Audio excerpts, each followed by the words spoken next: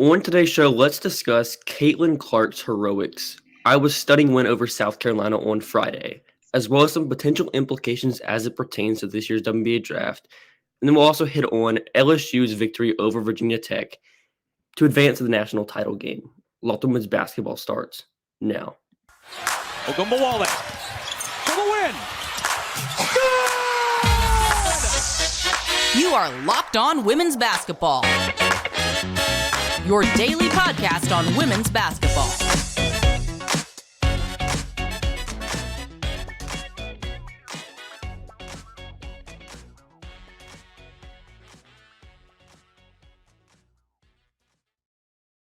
Welcome, you're Lotte women's basketball. My name is Hunter Cruse. I'm the Saturday host covering the WNBA draft and college basketball at large. Thanks for making Lotte women's basketball your first listen every day. And remember, Lotte women's basketball is free and available on all platforms, including YouTube. Today's episode is brought to you by FanDuel Sportsbook, the official sportsbook of Locked On. Make every moment more. Visit FanDuel.com/LockedOn today to get started. I'm joined by Lincoln. He covers the WNBA draft and has a great eye for contextualizing prospects within their collegiate systems and also X's and O's. You can follow him on Twitter at Dovienya_ on Twitter. So starting off today, we could talk about Caitlin Clark for hours on hours, but she was incredible on Friday. She had 41 points, shot 15 for 31 from the field, made over half of Iowa's field goals. She also had 8 assists, 6 rebounds, 8 turnovers, but that's just inevitable given her on-ball usage. 6 for 6 from the free throw line, 5 for 17 from 3.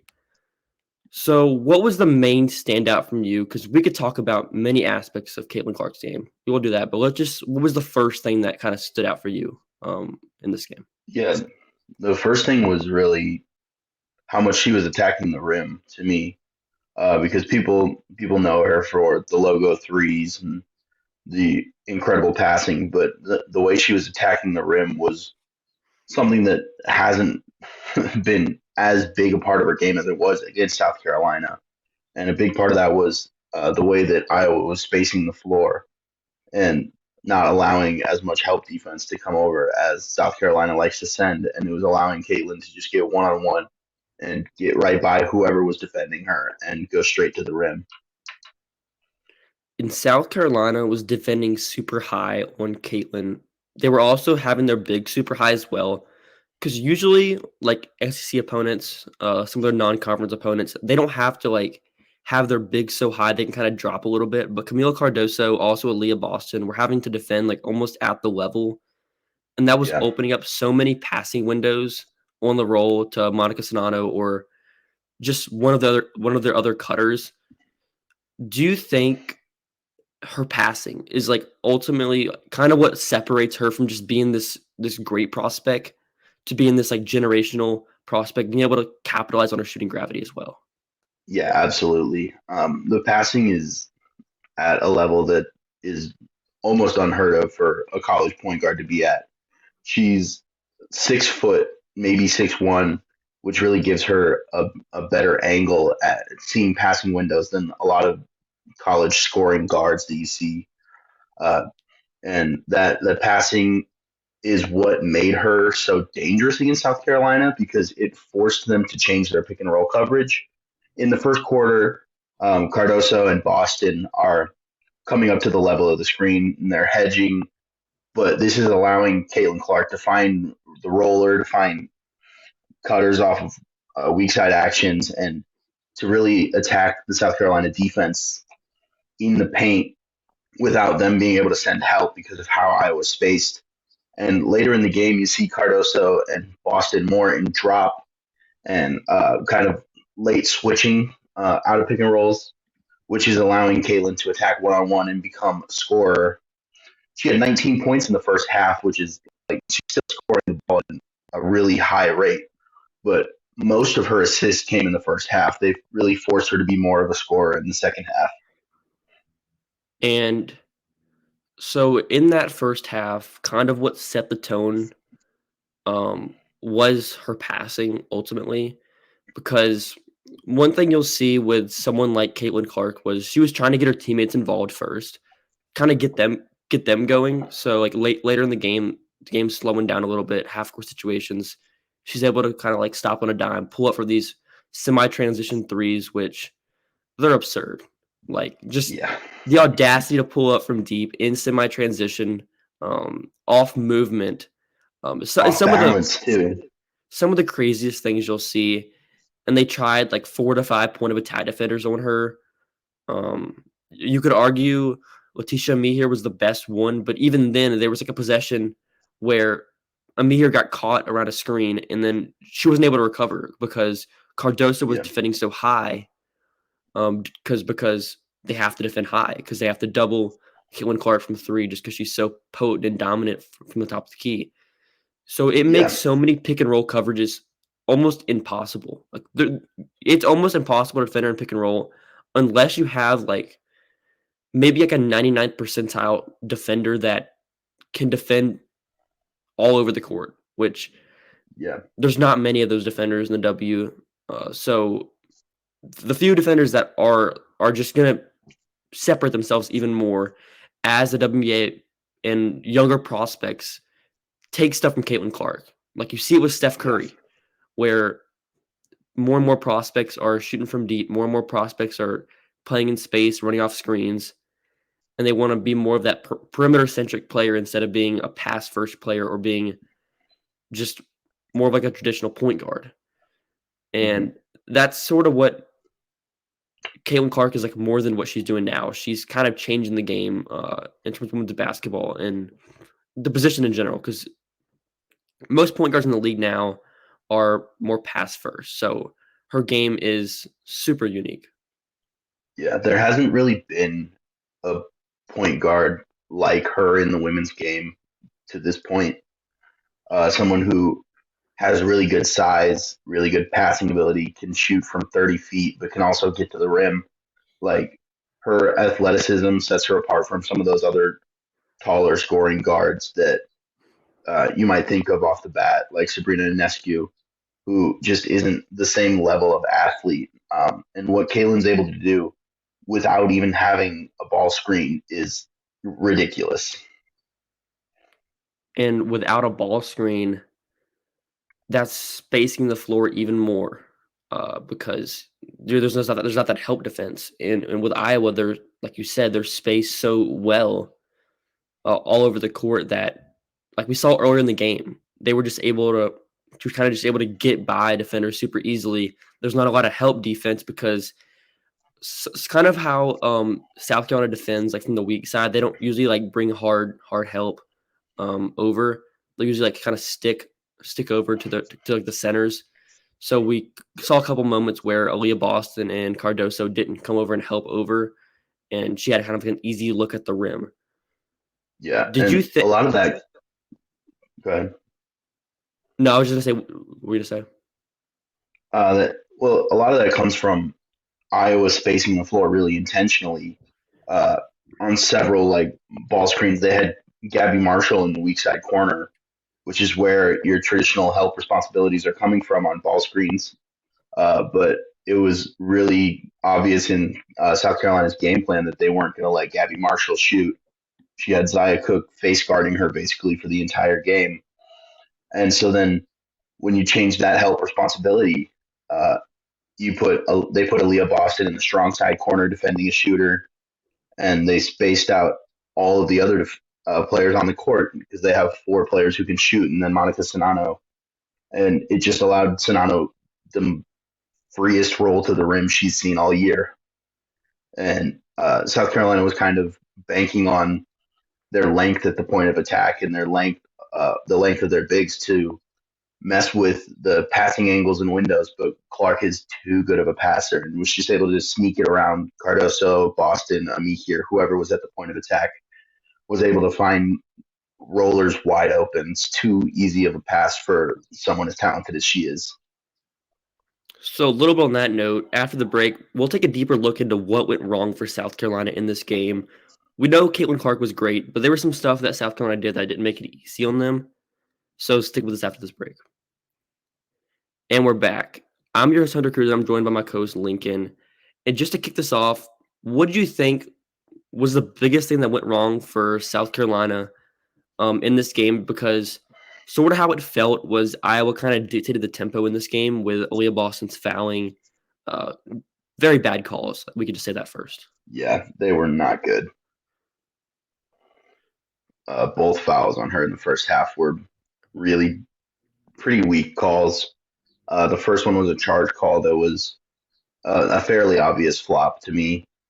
And the second one was a battle for a rebound that could have been called either way. It looked kind of like it was more a foul on Iowa than South Carolina.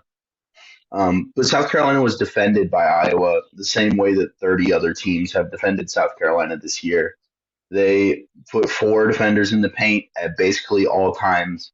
Gabby Marshall stayed out on the perimeter with Zia Cook, but the other 4 defenders with length, with size, with physicality were all packed into the paint, no matter where the other South Carolina players were standing. And it killed any kind of momentum, any kind of flow that they could get on offense outside of Zia Cook, who was awesome in this game. Yeah, Zia Cook. She was sort of South Carolina's offense for most of this game. She's super slippery, was getting downhill with so much pace and ease and transition as well. She didn't make a 3 in this game, though. Gabby Marshall did a pretty good job.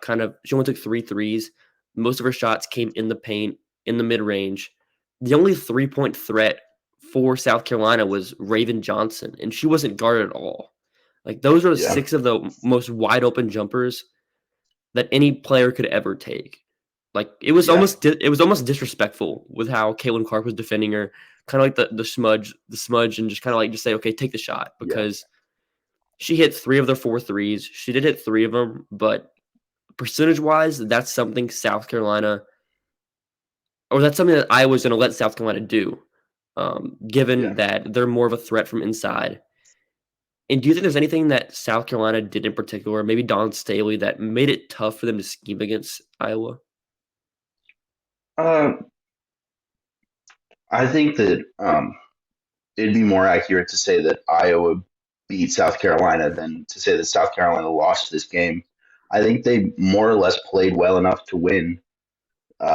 They had 26 offensive rebounds. They scored 73 points. They just got beat by one of the best offensive players in college basketball, period. The one thing that I would say is that I think that Dawn may have trusted her team a little too much to defend one-on-one.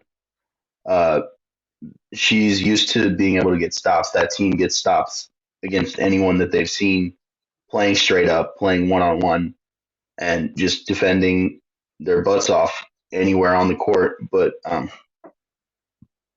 Caitlin Clark is a better shooter and a better passer than pretty much anyone they've seen this year. And South Carolina, 49 rebounds, 30 field goals, 26 of them were at 2. That is sort of their identity. Like, they did pretty much everything they usually do. 11 stocks in this game. Like you said, 26 offensive rebounds. Maybe the one thing, they didn't get to the free throw line maybe as much as they would have wanted. Only 13 free throws in this game.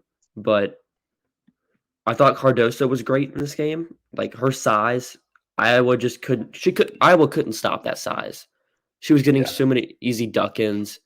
She had a couple really nice blocks at the rim as well. Just defending with verticality.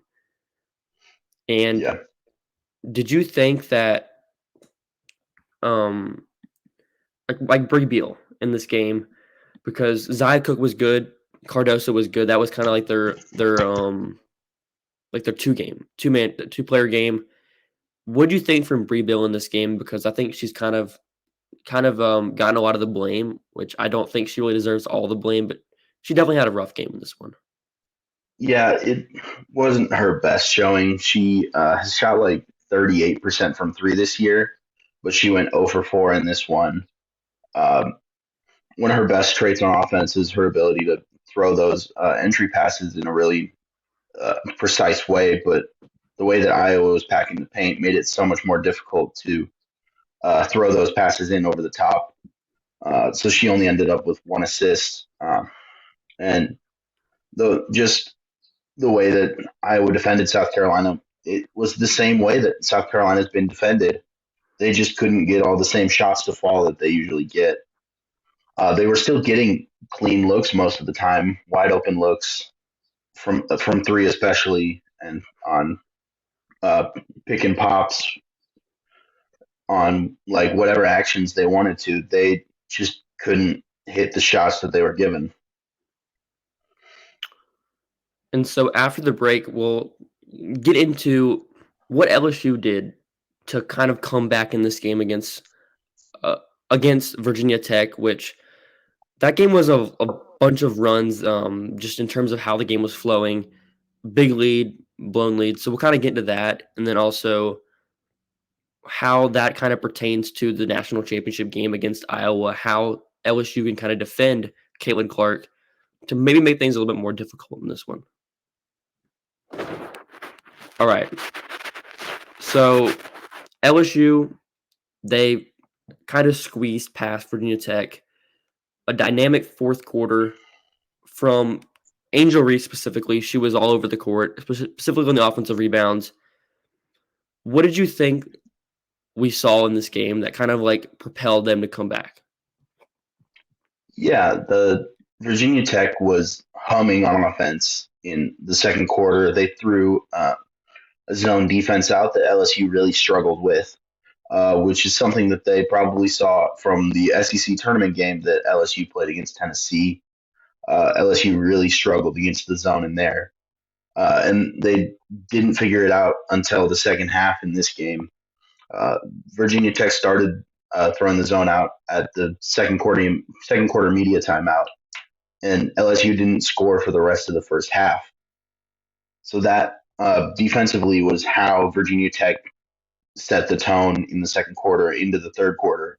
But then later in the third quarter and into the fourth quarter, I thought that LSU really locked in on defense. They started picking up the ball a little higher, putting a little more pressure and denying the ball to Virginia Tech shooters, especially Kayla King, who got 3 3-pointers out of the same action in the first half. And by denying the ball and putting a little more ball pressure, they were able to force a few turnovers. Alexis Morris hit a really big three. Angel Reese got a big offensive rebound, and it kind of shut down Virginia Tech's zone and forced them to go back to playing one-on-one. And Alexis Morris and Angel Reese were really good in the second half. They did just enough offensively to get by playing really good defense the whole game.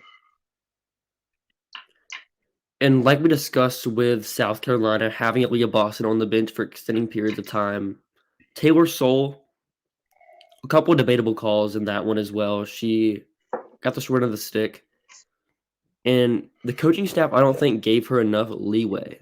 Like, I felt like it's an elimination game. They should have probably given her more run, especially as because I don't think she was on the court for that entire LSU run to begin the fourth quarter. She came in like 3-4 minutes left, I believe, and she's one of the best defenders, probably the best defender on that team.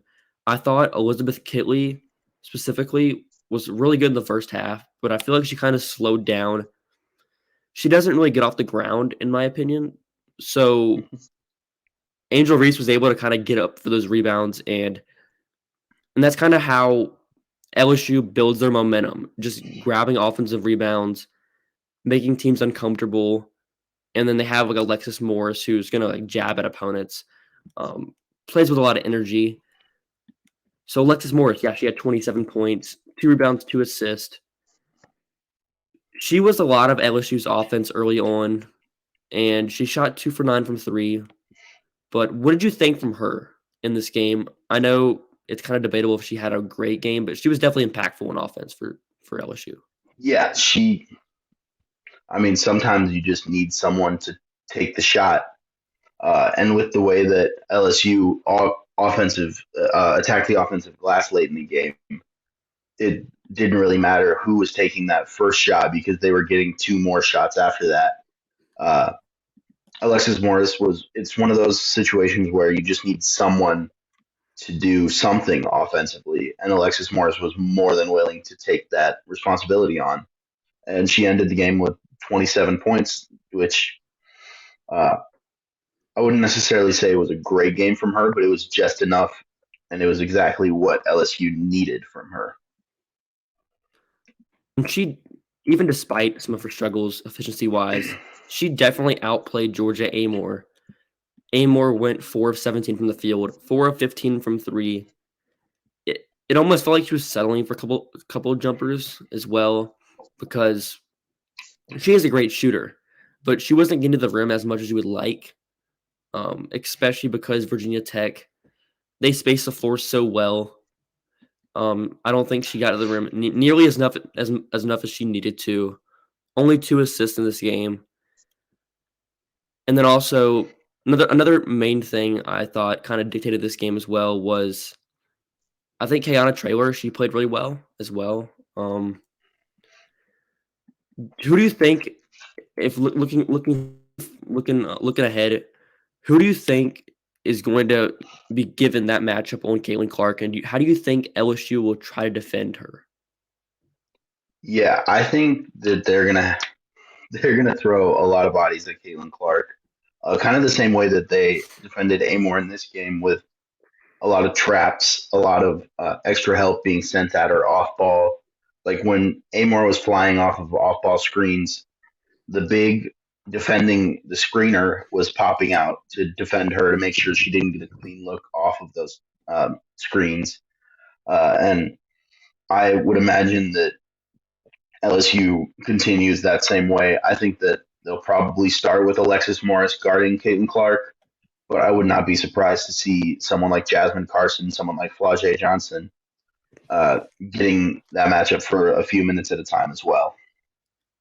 Because LSU has a super small backcourt, like 5'5", 5'6". Yeah. And I don't think their front court is super versatile either. Like Angel Reese struggles defending in space sometimes. So I think Flau'jae is going to be probably their best option in terms of having like the size, having the versatility, the athleticism. But yeah, Jasmine Carson as well. Just they're not have to throw as much as possible at Caitlin Clark. And what do you think in terms of how this game's going to go? Do you think this is a type of game that it's all based around how Caitlin Clark kind of dictates the game? Because that's sort of Iowa's offense. It's built around Caitlin Clark.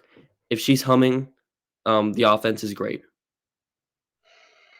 Yeah, I think Iowa is probably going to try and dictate the pace again, the same way that they did against South Carolina. They're going to try to be running on misses, running on live ball turnovers, and sometimes even running on makes.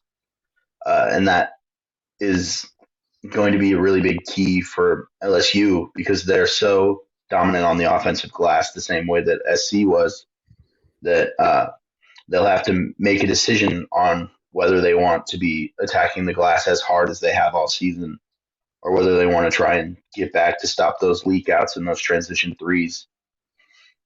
One thing I just wanted to mention is that LaDasia Williams was really good for LSU in this game. Her scoring is kind of the thing that carried them through the lulls in the third quarter and helped to put them over the top at the end of the game, because Liz Kitley was the primary defender on LaDasia, and Williams just hit enough of those little 12-foot push shots to really make Kitley come out and guard her a little bit more, which opened up driving lanes for the other LSU players.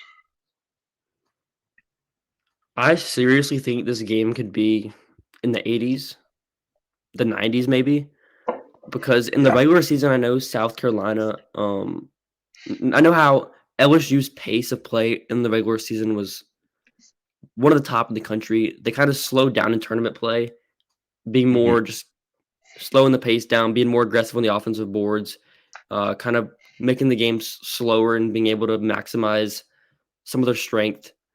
In this game, given Iowa's not the greatest defensive team, I think that they'll need to push the pace to kind of keep up offensively. I think we're going to need Alexis Morris to make some threes. Jasmine Carson maybe as well, because She hasn't played a lot recently, I don't think, and this is kind of a game they might need her more than someone like Poole, I think. Yeah. Just having more of that off-screen movement, being able to have another player that can catch fire and be more of like a microwave scorer off the bench, which is Yeah. some that they might need in the runs because Iowa can go on some runs. We saw it early in the game where they got off to like a 9-0 run multiple times. LSU, similarly enough, does not have a lot of shooting. So just to keep up, it's going to have to be one of their few shooters in terms of like Alexis Morris and Jasmine Carson for me. Yeah, I'll be interested to see Iowa's defensive game plan because they were really dedicated to their game plan against South Carolina, packing the paint defensively when they're at a size disadvantage. And the way that LSU comes out with 2 6'4" front court players is going to put them at a similar size disadvantage. So I would imagine that McKenna Warnock gets the Angel Reese assignment to start the way that she got the Aaliyah Boston matchup to start last night. And that Sonano is put on LaDasia Williams. But I'll be interested to see where Caitlin Clark ends up defensively because she was helping off of usually Kiera Fletcher or Raven Johnson a lot against South Carolina. So I would imagine that she'll be in that same situation as kind of a supersized point guard helper off of maybe Flage or one of the other LSU guards because they haven't really proven that they can shoot in these big moments. And that's why it's so big for LSU to shoot. Because if they shoot, there's going to open up a lot more inside. They won't be able to help as hard in terms of Caitlin Clark being able to double the posts. So that's kind of how this game might get dictated, is whether LSU's going to be making shots early. If the LSU can get off to like a few makes, be able to switch up Iowa's defensive coverages, I think they could blow it open for a little bit, or this game could kind of go how Iowa wants it to go. They push the pace. LSU has to try to keep up, and then it kind of gets down to a fourth quarter battle. So it's going to be super interesting.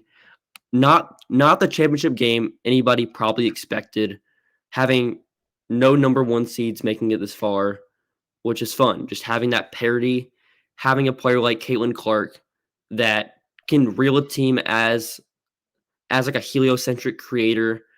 It's super unique in the women's game because, like we've seen with past Final Fours, past title teams, it's more built around having just a super strong infrastructure of talent, WNBA prospects. LSU, Iowa, this team has a couple WNBA prospects in this game, not many as we usually see in a championship game. So it's a nice switch up to what's typically the blue blood programs in the championship game. So it'll be very interesting. Thanks for making Locked On Women's Basketball your first listen today. Now make your second listen Game to Game NBA. Every moment, every top performance, every result. Locked On Game to Game covers every game across the NBA with local analysis that only Locked On can deliver. Follow Game to Game on Locked On NBA, available in the Odyssey app, YouTube, and wherever you get your podcast. Next week, we'll dive into our boards more. That will be releasing after the Final Four. Our draft boards will have detailed analysis on over 15 prospects in this upcoming class, some international prospects to watch, some draft and stash players. It'll be very, very educational and good information for anyone that's trying to decide, trying to get a better look at who's going to be in this class, who the favorite teams might target, beyond the lottery prospects. So have a great weekend, everybody. I still can't believe that someone beat South Carolina. No, I can't either. They were like a double-digit favorite in this game. It's incredible. Yeah. It's incredible.